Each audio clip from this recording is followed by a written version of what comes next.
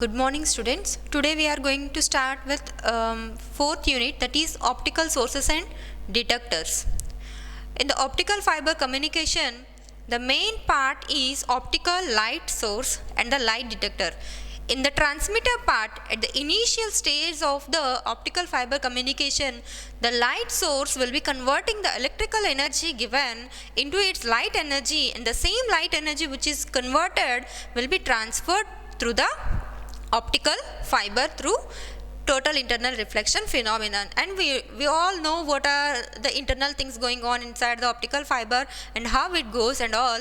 Now we will be studying in detail what type of light sources we will be using and what type of light detectors at the receiver side, which has to collect the light from the optical fiber and it has to convert it into its equivalent electrical energy at the receiver section. So that is the main functionality of the optical detectors. Now we will see individually what are light sources and what are light detectors. What are the different types of light sources we generally know are LEDs and lasers. So we will first see what is light, how it is being transmitted, how the light, what are the characteristics of the light, and what are the requirements of the light source that has to be used in an optical fiber communication. We will be having different types of light sources, but all are not necessarily will be used in optical fiber communication. So what are its requirement to be used in optical fibers?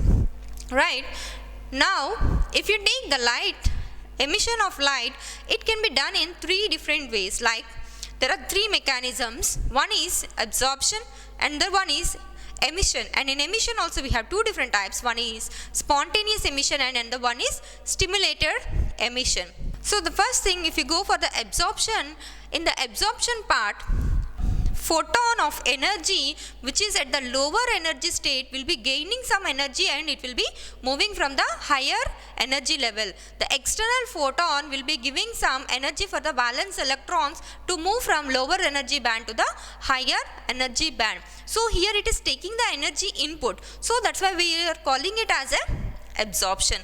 Whereas coming to emission part, here the electron in the conduction band has to lose some energy and it has to come to the valency band. While it is losing some energy, the energy that is lost by the valence electron will be in the form of photon. Here we are dealing with the light energy, so that's why the energy that is being lost will be in the form of the photon. One photon equal to 1 h nu. How many number of photons it will be losing, those many h nu's will be generated. So if one valence electron has been dropped, 1 h nu will be dropped. So for this we have to give an external energy to get dropped from its higher energy level to the lower energy level. So this is called as stimulated energy. So the valence electron which has dropped from higher energy level to the lower energy level, not only dropping it, in between what it does is it will be exciting another electron. So this is the higher energy level, this is the lower energy level. This valence electron is dropping and it will be exciting another electron and makes another electron to release one photon. This electron will be releasing another photon. In this way, the number of photons that are released by internal stimulation of one atom to the another will be making more number of photons to get released. So here it is a collective form of a emission process. Here you can see three different types. One is absorption. Second one here what we can see is spontaneous emission, where the electron at the higher energy level will be spontaneously dropping from higher energy level to the lower energy level and it will be releasing one photon. So this spontaneous release of electrons, here you can see this h nu, or here I am drawing it. It is a higher energy level, this is the lower energy level. While this valence electron is dropping, it will be losing some energy in the form of one photon, and this losing of energy and dropping to the lower energy state will be occurring spontaneously, and this process we call it as spontaneous emission. Whereas in the stimulated emission, the difference is one electron will be exciting another electron while dropping from higher energy level to the lower energy level, and the other atom will be releasing another photon. This is called as stimulated and this is called as spontaneous. All the three forms are presented here: absorption, spontaneous and stimulated emission. So now we will go for the optical sources. Right, in the optical sources we have different types of light sources which are the very active component in the optical fiber communication, and these optical sources take the electrical energy as the input and gives the light energy as the output. So here in the optical sources they find different applications in the areas like any communication systems in the industries, in the medical equipments, in the automotive machines, etc. And the main sources of these optical sources are mercury, tungsten, deuterium, etc. And these optical sources specifically suited for the optical sources which are specifically suited for optical fiber communications are LEDs and lasers. In LEDs also we have different types like surface LED, edge emitting LED, planar LED, dome shaped LED, and in laser we have DFB and DBR. We will know about these different types of sources in detail in the later section. Now we will see the optical source requirements to be used in a fiber communication. As we know, when we are using some optical fiber for light communication, it must be operated in specific wavelengths only, that is 810 nanometers, 1100 nanometers and 1300 nanometers. These are specific windows of operating for the optical fiber, and over which different attenuations will be there. So when we are choosing for an optical source also, whether the optical source which we are choosing is suitable for that particular wavelength or not, that we have to keep in mind. So the physical dimensions of the optical fiber are also must be kept in mind, like the source output aperture should be matched with the optical fiber input aperture. Then only the complete light that is coming out from the source will be launched into the fiber. The next one is linearity. The output light that is must be proportional to the driving current. Okay, and the ability to directly modulate the light energy, and the adequate output information has to be reached into the fiber, and the stability and efficiency. The optical source should be more stable, and the power efficiency should be very high, and it has to be like sensitive even. And the reliability and the cost. The cost is the most effective thing. As we know, optical fiber communication is the low cost thing, and the source what we are using for this communication should also be come under at a low cost even, so that it should not get a burden for the overall communication system. So the first type of optical source we are learning is LED, that is your light emitting diode. Light emitting diode are the low power light sources, and these light emitting diodes are not suitable for long distances. Why? Because the power that is being coming out, or the light energy that is being coming out from the LED sources is not having much wavelength. It is maximum of 810 nanometers of wavelength only. So if you are using for long distance communication, the attenuation will be more, and the power efficiency will not be reached to that much extent. And the operating is 0.8 to 0.9 nanometers, what I said earlier, and relatively they are very simple in construction, and mostly LEDs are used in most of the applications, like in your small toys, remotes, TV remotes and everything. We will be using this LEDs only. The main drawback of LEDs are low power, and they are not used for long distance. And optical fiber, the main requirement of optical fiber communication is it has to be used for long distance communication, and it has to be power efficient even. That is not suitable. Whereas for smaller area regions it is well suited, and incoherency is the main drawback. the output light that is coming from the LEDs is not coherent, it is having wider spread. So when the light that is being coming out from the LEDs is wider spread, the launching of the power into the optical fiber core will be much difficult task. Stimulated emission is not encouraged in this LEDs. Spontaneous emission is the process that is involved in the light that is coming from the light source. Next.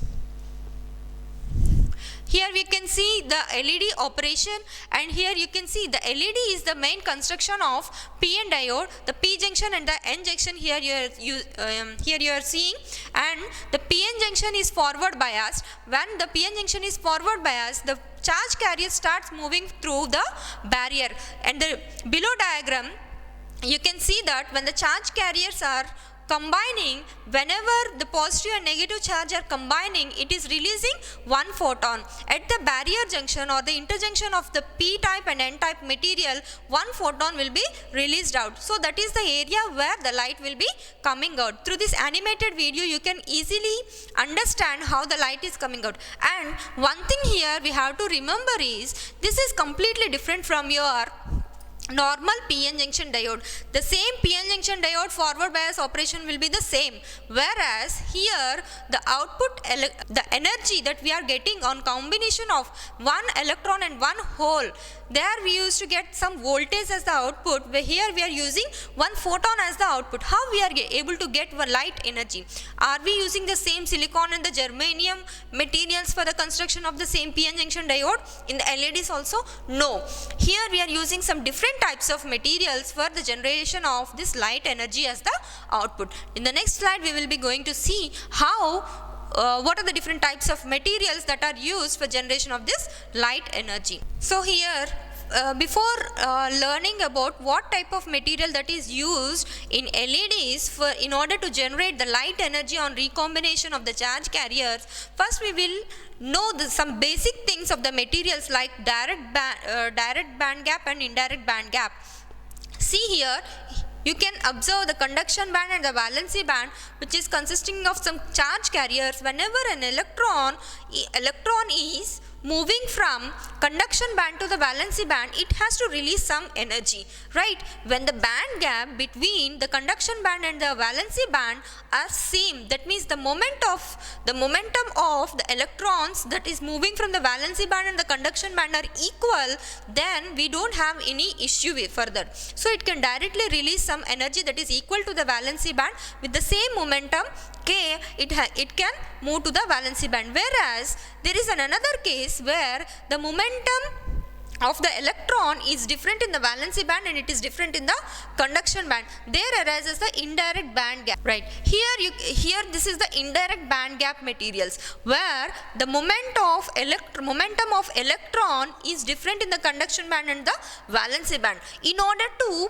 match with the momentum of the valency band and to come to the valency band from the conduction band, what it will do is it takes an indirect path. So here you can see, first it has released some photon that makes it equal to the valency band's momentum, and again it releases another part of energy and then comes to its equal energy level. So this indirect path of moving from conduction band to the valency band, here you can see the path, right?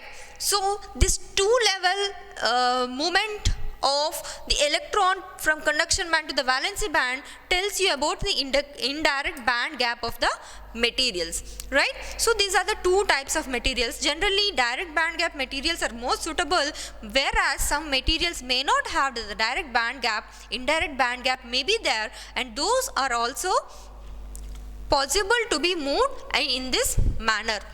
So here, basing on this direct band gap and indirect band gap theory, now we will be seeing what type of materials that are used. Normal semiconductor materials, silicon and germanium, are not used for the construction of this LEDs or the optical light sources. Binary ternary combinations of third and fifth group materials are generally used. Binary, ternary, quaternary combinations already you know in the glass materials we have studied. If we are combining two types of elements, then we call it as a binary. Ternary 3 elements, quaternary 4 different types of elements. What are the different types of elements we generally use is those are band third group and fifth group elements. Third group elements comes to aluminum, gallium, indium, and the fifth group elements comes to the phosphorus, AS and SB, right? So GaAs, indium gallium arsenide, indium gallium arsenide phosphide, indium gallium phosphide, like this different combinations can be used and they can be formed in the construction of the LEDs. So basing on the choice of the material and the ratio of X of the material what we are using will be giving different types of light, and it will be giving different colors for the light.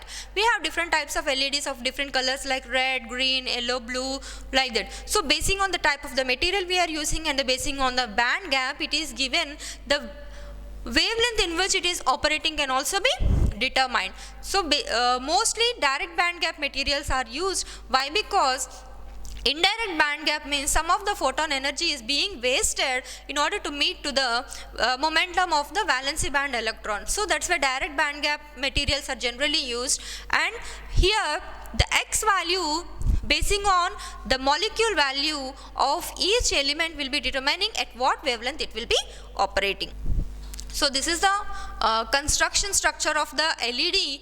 Here we can see at the bottom layer a substrate will be there, that is your N substrate. Later on two wells, one well of P material will be there, and SiO2 for isolation we will be using, and the lead contacts will be there, so that in the LED the output lead contacts will be there, no, those will be coming from the top two layers what we are seeing here. And in between the structure that is formed, that is with a blue color line, it is your isolation that will be separating the P type layer to the N type layer, and the N type layer is completely your substrate. So this is the PN junction formation of an LED structure. In LED structure formation also we have two different types. One is heterojunction and the one is double heterojunction. Here we are using P and N type materials. The type of the material can be different. Okay, heterojunction, double heterojunction means where each layer will be having different types of materials. So this is the heterojunction type of LED construction. Here gallium arsenide is the P type used, and the gallium arsenide SB is used as the N type material, and the P type material PN and NP are the two different layers. So hetero in the sense we are using different materials for the PN junction that is being formed. Here two junctions are being formed. First layer gallium, aluminum, arsenic we can use, and gallium arsenic and gallium aluminum arsenic also we can use. That too in the N type material. N type material can be formed by more number of electrons, right? So in the same way double heterojunction can also be formed in between the PN and NN regions. The PN region depletion layer, the barrier layer will become the active layer where all the recombinations will be happening, and from that layer only the amount of light what we want will be coming out. Okay, in the next comes the double heterojunction. This is the double heterojunction layer where different materials are used for the different layers, starting P layer of certain material gallium arsenide, next again P layer, N or P layer, anything we can use with different material, and again N layer and N layer. So here we can see PN and NP. So two junctions we are forming. So that's why that means almost we are using 5 layers of materials, where in the heterojunction we have used 3 layers. Here we are using 5 layers. That means 2 layers. Double for the 2 times we are making use of different types of materials, P, N and N and P, right? So 3 layers, 5 layers we are using, 2 junctions we are forming. That's why it is called as double heterojunction. And the properties of these is at the junction of each layer it will be emitting some light energy. The active region will be placed at the junction layer. All the recombinations will be happening over there. This is about LED introduction and what are the different types of junctions and LED operation. In the next class we will be seeing what are the different types of LEDs and its operation. Okay, thank you.